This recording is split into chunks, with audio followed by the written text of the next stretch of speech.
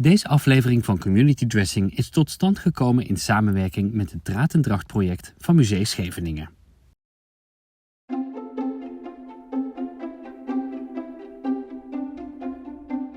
Op weg naar het strand, vanuit station Den Haag Centraal, is er een moment waarop je het licht in de lucht ziet veranderen. Dan ben je op Scheveningen. Waar ik nog dacht dat de volgende aflevering zou gaan over de streekdracht van Zeeland, maken we een kleine omweg door Scheveningen. Dit is een plaats die de meeste mensen kennen van hun bezoek aan het strand, het Koerhuis of het Circustheater. Scheveningen kent een rijke volksgeschiedenis van de tijd voordat ze een stadsdeel werd van Den Haag. De dracht, de plaats en het volk leer je kennen in deze aflevering van Community Dressing.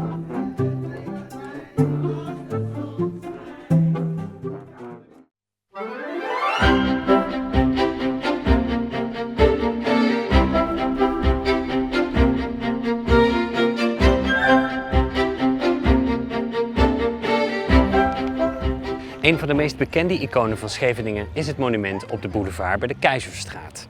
Het beeld is een Scheveningse vissersvrouw die voor altijd zou blijven wachten op haar man die op zee gebleven is. Op zee gebleven is een Scheveningse uitdrukking voor wanneer een man is omgekomen in de visserij op zee. Het monument is een gedenkbeeld om hen te eren die niet meer terug naar huis zijn gekomen. Het is voor mij ook een eerbetoon aan de dracht die niet meer dagelijks gedragen wordt. Scheveningen is vandaag de dag een stadsdeel van Den Haag en ligt aan de Noordzeekust. Het voormalige dorp heeft in de afgelopen 100 jaar een indrukwekkende transformatie doorgemaakt. In de vroege 20e eeuw stond Scheveningen vooral bekend als een vissersdorp en daarnaast als populaire badplaats. Scheveningen heeft veel armoede gekend en mogelijk heeft dat ervoor gezorgd dat ze een erg hechte gemeenschap heeft. Mensen leefden een heel sober bestaan in kleine bescheiden vissershuizen. Aan het begin van de 20e eeuw stonden die huizen in hofjes met smalle straatjes bij elkaar. Mensen woonden daar soms met 10 tot 13 personen in één klein huisje. Een bestaan waar we ons nu niets meer bij voor kunnen stellen. Grotendeels werd er geleefd van de visserij, waarin de man ging werken. De vrouw had naast de kinderen en het huishouden vaak een baantje als visverkoper, netteboetster, mutsenplooister, naaister of ze was hulp aan huis. Het oude Scheveningen en de cultuur van het originele vissersdorp is nog altijd voelbaar in de Keizerstraat, de belangrijkste winkelstraat in het midden van het dorp, hier achter mij. Rondom de feestdagen in december en al helemaal op de jaarlijkse Vlaggetjesdag in juni proef je hoe de authentieke cultuur van Scheveningen leeft in de gemeenschap. Dit zijn dagen waarop je veel gelegenheidsdragers de Scheveningse dracht kunt zien dragen. De streekdracht van Scheveningen wordt inmiddels al enkele jaren niet meer dagelijks gedragen. De laatste vrouwen die de dracht droegen zijn inmiddels een aantal jaar geleden overleden. De mannendracht verdween uit het straatbeeld rond de jaren 70 van de vorige eeuw. Voor deze aflevering ben ik op bezoek in Museum Scheveningen, waar ik uitvoerige uitleg krijg van Tini den Heijer over hoe de streekdracht van Scheveningen wordt aangekleed. Voor het aankleden van de dracht hebben we Sientje van het Veer gevraagd, een jonge modeontwerpster die zich sterk laat beïnvloeden door de streekdracht van haar Scheveningse roots. We gaan in stappen kijken naar hoe de Scheveningse vrouwendracht wordt aangekleed en kijken naar de zondagse, de daagse en de werkdracht. De vrouw draagt 1 katoenen à 2 wollen onderrokken, afhankelijk van het weer en jaargetijden. De zomeronderrok is meestal dunner dan de winteronderrok. Als top draagt de vrouw een gevoerd jakje van een effen katoenen stof in een zachte pasteltint. Een kleur die correspondeert met de kleuren die je ziet aan de kust. De kleur van de zee, de lucht of het strand. Heeft het jak nou ook heel veel ondersteuning? Ja, nou ja, kijk, het is de bedoeling natuurlijk. Dit hebben ze ingesticht, zeg maar. Ja. Dus hier komt eigenlijk, ja, dat kan je ook hier zien, hè. Hier is het smaller. En dus hier bij de buste geeft het wat meer ruimte. Ja. Dat is de bedoeling daarvan. Ze plaatst op een van haar heupen een losse zak met een band, die ze kan bereiken door een opening in de bovenrok, een kleprok. De bovenste rok is gemaakt van een zwarte wol. Deze is aan de achterkant sterk gerimpeld en is glad aan de voorkant. Dat is bezemband. En wat is bezemband precies? Bezemband, dat is eigenlijk een stootrand eigenlijk, hè. Want als je dus slijtage hebt aan de onderkant van je rok, daardoor hebben ze dat bezemband gemaakt. En de rok is eigenlijk voor de helft gevoerd ook. Het meest detailrijke kledingstuk is natuurlijk de muts. Voor de daagse en zondagse dracht begint men met het plaatsen van de muts over een zilveren hoofdijzer. Het haar wordt eerst met de middenscheidingen aan de achterkant vastgemaakt in een knot. Het hoofdijzer is aan de voorkant versierd met een paar boeken. Fijne, met goudfiligraan afgewerkte knoppen waarin de parelspelden gestoken worden. Over het hoofdijzer heen en vastgezet met die parelspelden zit de geplooide blonde muts. Zo door dat eerste oogje vanaf het hoofdijzer. Want dat houdt die muts vast, hè? Ja. Dat houdt de muts. De muts wordt aan de achterkant met 2 bandjes vastgezet en in vorm getrokken. En dan gaan de bandjes eronder. De zondagse muts is gemaakt van kant en de muts die ze door de week droeg is gemaakt van wit batist. Nou, kijk eens.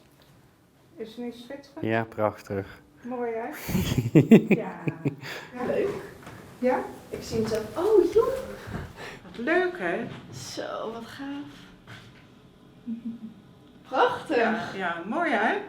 Als de vrouw aan het werk is, draagt ze een werkmutsje, een nachtmuts, welke heel anders van vorm is en geen oorijzer nodig heeft. En nu voel ik me wel jong. Een soort meisje nu. Ja, zo'n meisje. Ja. Ja. Gaat de vrouw naar buiten, dan zul je haar tegenkomen in een vierkante schouderdoek met franjes, welke dubbel gevouwen is tot een grote driehoek. Deze schouderdoek correspondeert op zondag met de kleur van het jak. Bij de daagse dracht draagt ze een doek met wollen franje. En dan is er ook nog de Turkse doek, welke zowel zondags als daags gedragen worden. Waarom heet hij nou eigenlijk de Turkse doek? Dat is een vraag dat weinig mensen dat weten. Waar die echt vandaan komt. Is altijd toch een raadsel. Ah, Ja. In de nek worden een aantal plooien gevouwen en aan de voorkant worden de punten van het doek onder het schort vastgespeld aan de rokband. Aan de achterkant wordt het doek ook vastgespeld aan de rok. De schortenband wordt er dan overheen teruggeslagen. Dit wordt in Scheveningen het hipje genoemd. Vervolgens zet ze de doek aan de voorkant vast met een gouden hartspeld. Zo. Een hartspeld met een kroontje erop. gek. Kijk. Dat is het. Over de bovenrok komt een schort, waarvan je aan de kleur of het motief kunt zien wat de vrouw aan het doen is. Een zwart zijden schort, afgezet met wit band, de negge, is voor de zondag. Een geruit schort is voor wanneer de vrouw huiselijk werk aan het doen is. Het gestreepte schort, drillschort, is voor netjes door de week. Ten slotte het witte schort, een sloof dat gemaakt is van zeildoek, wordt gedragen wanneer de vrouw een nette boete. Met name het drillschort heeft zichtbaar 72 gestreken vakjes. Daarmee kon je zien of de vrouw een schoon schort droeg. Een schort dat al vaker gedragen is, heeft geen vakjes meer. Verder draagt de vrouw zondags een slot om haar hals, met granaten en een hartspeld. Is de vrouw in de rouw, dan droeg ze geen slot of hartspeld. Al haar kleding is dan in het zwart. Op zondag hoorde er ook een pastelkleurige schoudermantel bij de dracht. Een zware mantel met een geplooide band op de kraag aan de achterkant. Tevreden, Tini? Wat zeg je? Ben je tevreden? Nou, ik zit... ja, dat zie ik. Een heel klein vlekje hier zo. Oh ja, Maar goed, nou ja. dat mag niet. Ja. Er wordt natuurlijk ook in geleefd. Ja. Dan komen er vlekken in. Maar algemeen, zo is dit... Ja. Dit is wel netjes. Dit is wel goedgekeurd, zou ik maar Even zeggen. dus kijken op een afstand. Ja. Ja, het ziet er Rondje wel netjes uit. Hè? Ja, ik ben niet helemaal tevreden over die doeken, maar goed. Wat gebeurt er dan dat niet helemaal klopt? De achterkant. De achterkant.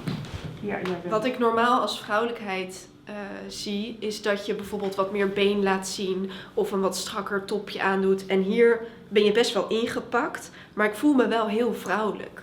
En wat maakt dat zo vrouwelijk dan? Wat maakt dat... Ja, ik denk de aandacht, maar ook wel het accent op de taille. Dus het is best wel een groot geheel en dan je taille is echt goed ingesnoerd. Dat moet goed aansluiten. En ook toch echt ja, het hoofdijzer met de kap en dan dat goud bij je gezicht. Het is gewoon heel erg over nagedacht. Heeft het ook te maken met hoeveel er dan dus eigenlijk gedecoreerd is? Dat je Ja. dus eigenlijk gewoon heel erg opgemaakt en... Ja, ik wil bijna zeggen statig en koninklijk of zo zeggen. Ja, je hebt hier, wat je met make-up doet en zo heb je hier eigenlijk, dat doe je met kleding voor mijn gevoel. Dat is geweldig. Ja.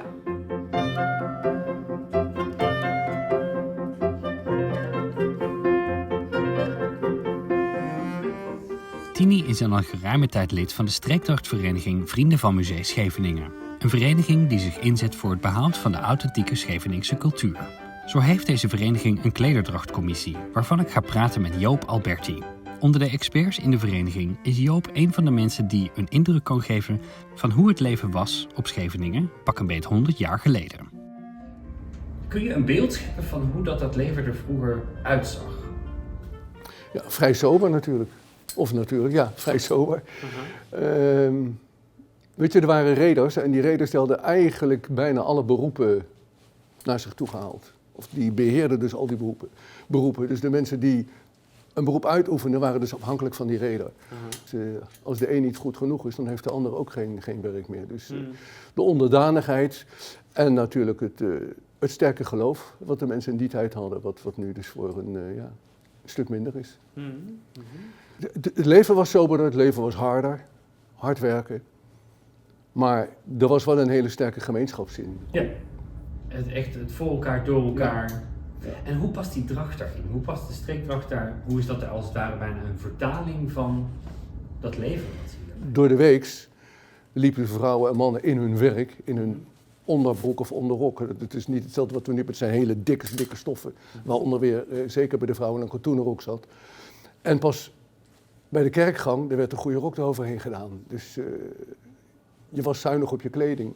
En het was niet zozeer alleen maar uit zuinigheid, maar gewoon, financiële middelen waren er niet om veel te kunnen kopen. Dus je moest er zuinig mee omspringen. En als je dan de jakjes ziet uit die tijd, aan de binnenzijde bijvoorbeeld, er werd altijd een voering in gemaakt. Ja. Maar dat waren allemaal stukjes stof die overal vandaan kwamen, waar ze dan weer de binnenvoering van maakten. Dan zag je dat aan de buitenkant uiteraard niet. Ja. Dus dat betekent dat men eigenlijk met weinig middelen de dingen moest kunnen maken. Ja. De hardheid ook. De kerels die gingen varen, die kregen na afloop van de reis pas hun geld uitgekeerd.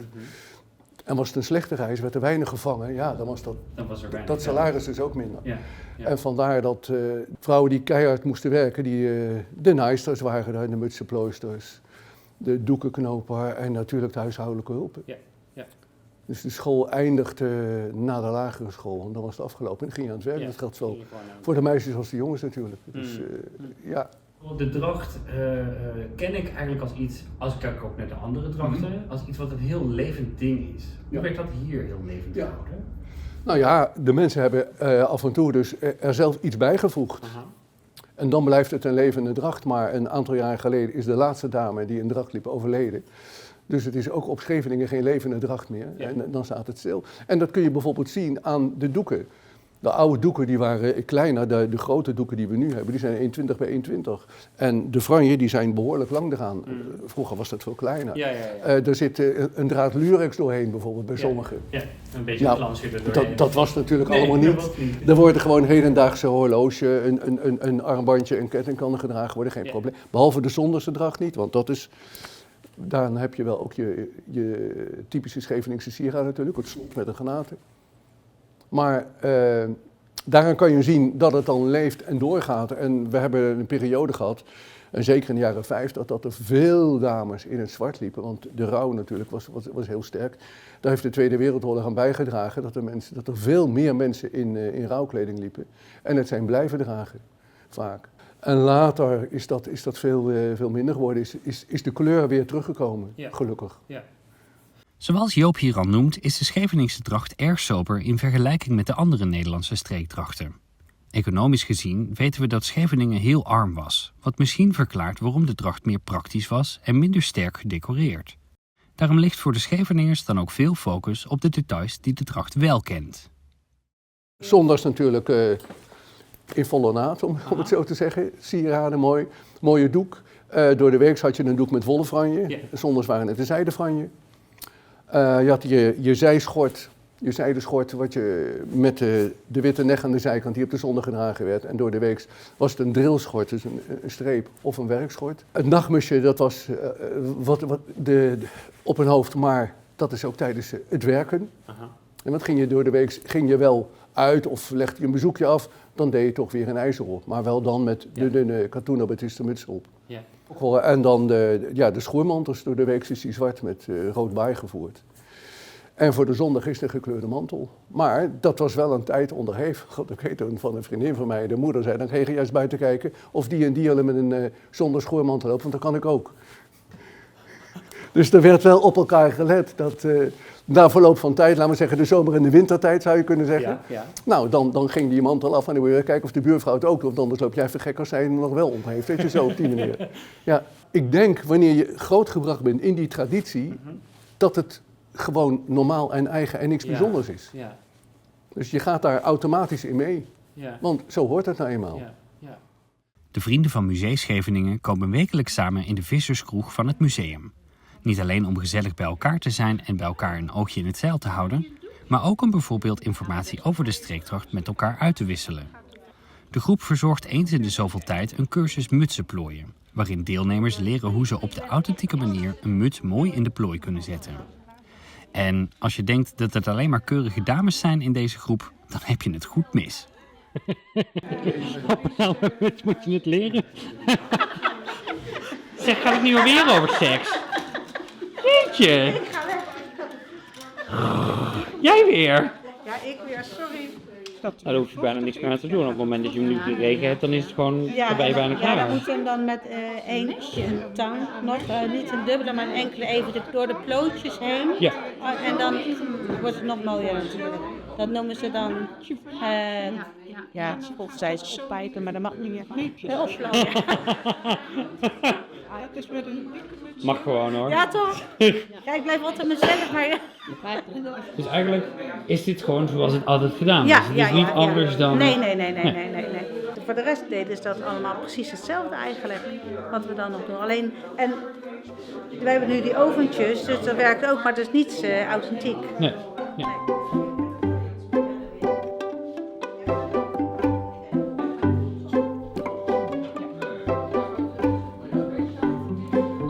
Om meer te weten te komen over de symboliek van de Scheveningse dracht, spreek ik ook met Cor van der Toorn. Iemand die ik op Scheveningen ontmoette toen ik hem schouderdoeken zag knopen. Als hobbyist knoopte hij al ruim 420 doeken voor de Scheveningse vrouwendracht en koestert dierbare herinneringen aan zijn grootouders die de dracht nog gedragen hebben. Qua symboliek zit er niet, behalve bijvoorbeeld je hartspeld als je getrouwd bent en dergelijke, toch? Zit er niet heel veel symboliek aan. Toch wel? Ontzettend veel. Maar wat is die symboliek dan? En waarom kan ik het niet zien? De basis, die zwarte rok, die heeft iedereen. Een jak had iedereen.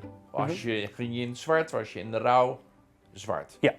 Ben je niet in de rouw, ben je nog jong, je hebt niemand verloren, mocht je in kleur. Dat deden ze dan ook.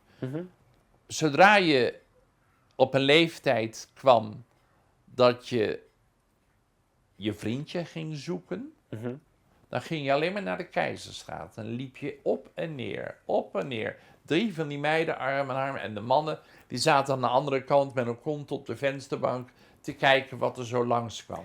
Dat was de ontmoetingsplek van de Scheveningers. En dan werd er al gekeken. Goh, dat heeft zij voor een ijzer op. Oh, ze draagt al een slot. Goed zo. Ja. En een hartspeld. Heeft ze een strik aan de schort? Dat werd dan bekeken. En dan ging er altijd wel eentje even kijken. Heb jij een strik? Zodra je getrouwd bent, of zodra je in love bent, zodra je een vaste vriend, ging een strik aan de schort. Dan was je dus al gestrikt. Ah, wauw. Maar wacht even, gestrikt? Waar zit die strik dan? Dus de streep. Oké. Niks de streep. Hier komt echt een prachtige strik. Oké. Echt een mooie strik zoals wij die kennen om een schoen te strikken. Wauw. En dan hadden ze dus dat slot al gezien. Nou, zij draagt nog een gestreept schort. Wel een beetje oud.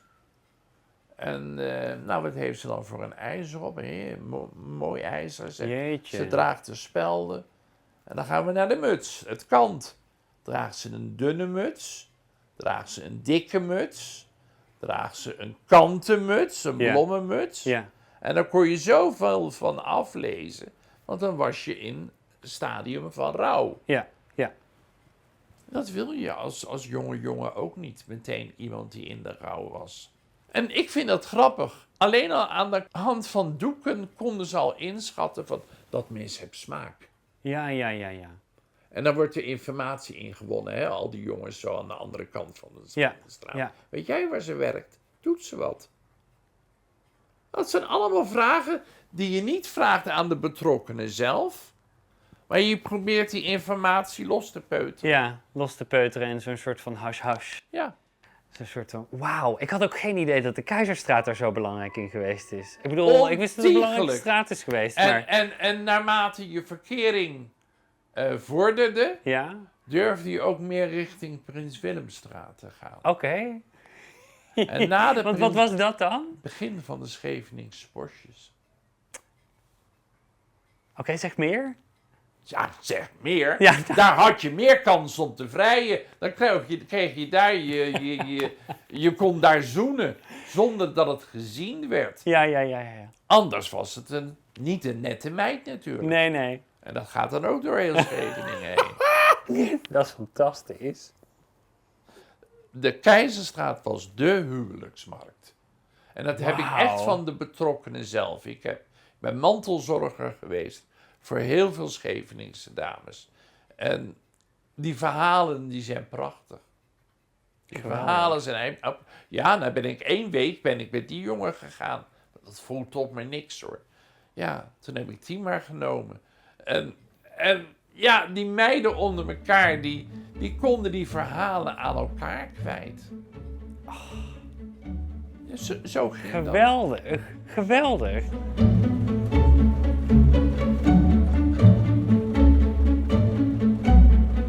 Wil je zien hoe Cor over zijn collectie vertelt en leren hoe je zelf een Scheveningse omslagdoek kunt knopen? Bekijk dan de bonusvideo op theodorusjohannes.nl.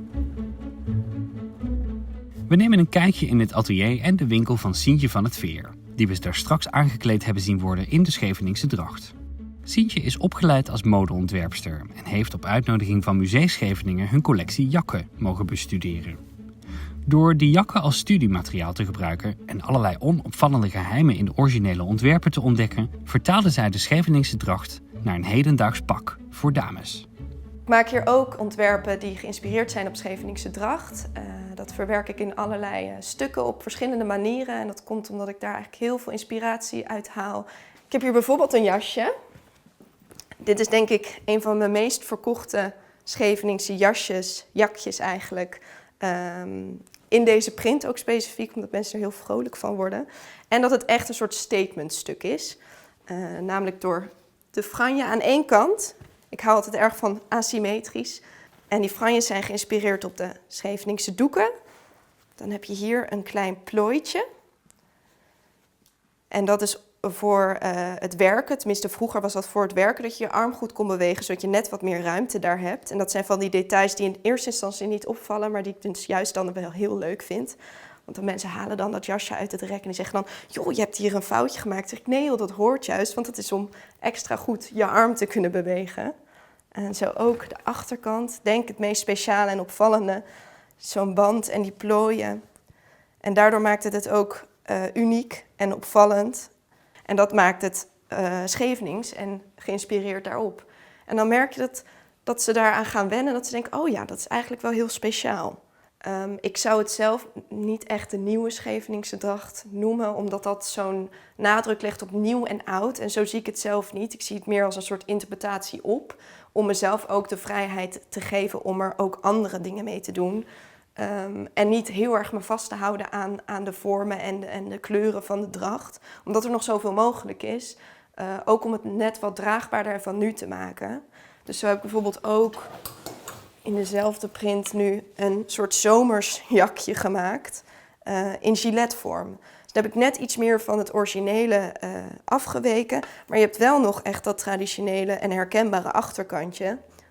En dit is dan wel heel leuk, omdat dat komt vanuit het idee van een klant. Dus die kwam hier binnen en die zei, joh, ik heb al een jakje van jou, maar ik wil het zo graag nu ook aan en met het zomerse weer. Kun je niet er eentje maken zonder mouwen?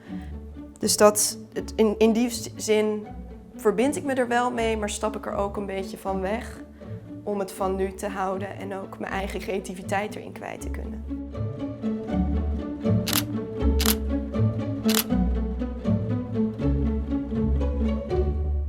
Zoals in iedere community dressing ga ik op zoek naar een modetrend die raakt aan de streekdracht waar we het over hebben. Terwijl ik deze film aan het maken was, ben ik gaan nadenken over op het oog eenvoudige en functionele kleding. En daar bestaat een verzamelnaam voor. Workwear. Als ik naar de dracht van Scheveningen kijk, dan zie ik functionele kledingstukken die deftig genoeg ogen om ermee naar een diner toe te gaan of naar een opening, maar ook praktisch genoeg dat je ermee, de kids naar school kunt brengen, in de tuin mee gaat werken. Misschien ga je er zelfs de ramen in lappen. Het pak voor elke dag, zal ik maar zeggen. Zodoende ga ik een workwear pak maken in de kleuren die in de Scheveningse jakken en omslagdoeken gebruikt worden. Omdat die kleuren gebaseerd zijn op de kleuren die je ziet aan de zee, heb ik een gradient laten drukken op een stof waar ik mijn eigen workwear suit van ga maken. Of het je nou opgevallen is of nog niet, workwear is al enkele jaren een van de grootste modetrends, waarin velen zich zouden kunnen vinden, ongeacht lichaamstype, gender, afkomst, waar je wieg gestaan heeft of wat je financiële bereik is. Het woord workwear, werkkleding in het Nederlands, slaat op kleding die oorspronkelijk is ontworpen voor zware arbeid. Met workwear bedoel ik bijvoorbeeld overalls, cargobroeken, utility jacks, truckerjasjes, tuinbroeken en stalen neuzen. Het zijn kledingstukken die staan voor duurzaamheid en een zekere ruwe, authentieke uitstraling. Deze kleding roept het beeld op van de werkende klasse, mensen die met hun handen fysiek intensief werk verrichten. Toch heeft workwear op de een of andere manier zijn weg naar de catwalk gevonden. Waar in 2016 een geel DHL bezorgersshirt furoren maakte bij Vêtements, presenteerde Maison Margiela een paar jaar later een hele collectie waarin handwerk, zorg en herstel centraal stonden. Veel van deze kledingstukken zijn voorzien van grote zakken, wat suggereert dat het om functionele kleding gaat. Ontworpen met gebruiksgemak in het achterhoofd. Misschien zegt dat ook iets over de tijdgeest sinds de COVID-19-pandemie. Ineens waren pakketbezorgers, zorgverleners en vakkenvullers de zogenoemde essentiële arbeiders. De mode reageert daarop. Deels uit oprechte waardering, deels omdat mensen zich door elkaar laten inspireren. Want zelfs als je je geen dure designermerken kunt veroorloven, volgen fast fashion ketens trouw de trends van de grote modehuizen. Grote kans dus dat je kledingstukken kent van merken zoals Carhartt, Dickies, Stussy of het Nederlandse merk Bonnesuits. Vaak gaat het om ruimvallende ontwerpen die daarmee ook genderinclusief zijn. Hip-hop, skatecultuur, punk en zelfs de technoscene hebben altijd al een voorkeur gehad voor praktische, stevige kleding. Die invloeden sijpelen langzaam door naar de mainstream, al is het maar om onze waardering voor zwaar, handmatig en vaak onderbetaald werk zichtbaar te maken in het publieke domein. Tadaa! Dit is mijn pak geworden. In het kleurverloop kun je de kleuren van de jakken terugvinden, maar het moet suggereren dat de zon ondergaat. Turquoise, chartreuse, overlopend naar amber en eindigend bij lila. En kijk, ik heb zelfs een strik toegevoegd. Ik ben ook gestrikt namelijk.